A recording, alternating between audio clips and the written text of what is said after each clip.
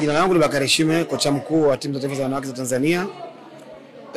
Tupo kwenye kambi ya matayarisho kwa ajili ya mchezo wetu wa marudiano dhidi ya Ethiopia ambao utafanyika tarehe 28 kule nchini Ethiopia. Kwa ujumla matayarisho tangu tumeanza kambi yetu yamekwenda vizuri na tayari tumecheza mchezo wa kwanza ambao tumebahatika kupata matokeo ya ushindi kwa magoli 2-0. Muda huu ambao tuko nao sasa ni matayarisho kwa ajili ya mechi ya marudiano na yamekwenda vizuri pia mpaka kufikia leo. Ni matumaini yangu kabisa kwamba tuna nafasi ya kufanya vizuri. Mpaka kufikia leo hakuna taarifa yoyote ya mchezaji ambaye ana shida kwa maana ya majeruhi. Wako na afya njema ingawa bado tumebakisha siku kadhaa kufikia siku ya mchezo. Nichukue nafasi hii pia kuishukuru sana kamati ya Olympic kwa support ambayo wamekuja kuwapatia wachezaji wetu.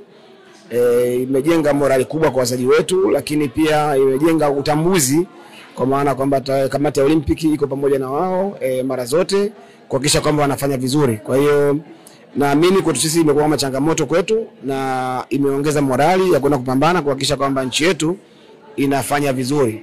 Tunachukua mashindano ya WAFCON kama sehemu ya matayarisho kwa ajili ya kufuzu mashindano ya Olympic ambayo yatafanyika kule nchini Marekani. Kwa hiyo kwetu sisi ni sehemu ya matayarisho yetu ya Olympic na tunaichukulia kamati ya Olympic imekuja kutia support kwenye matayarisho ya mashindano ya Olympic.